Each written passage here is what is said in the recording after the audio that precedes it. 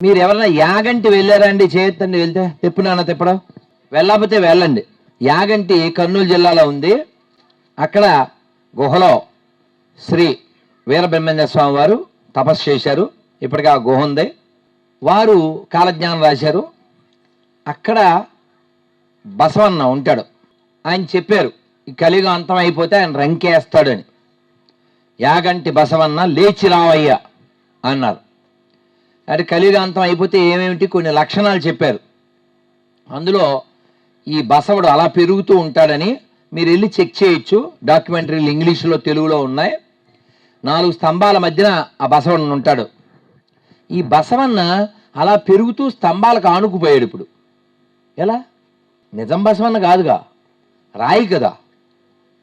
రాతి బసవన్న పెరుగుతున్నాడు, నిజం బసవన్న తరగబడుతున్నాడు, తరిగిపోతున్నాడు. యాగంటి బసవయ్య అంతకంతకు పెరిగి కలియుగాంతమున రంకేసేను. వీరభోగ వసంతరాయుడుగనే వచ్చి దుష్ట శిక్షణ అప్పుడు చేస్తాను.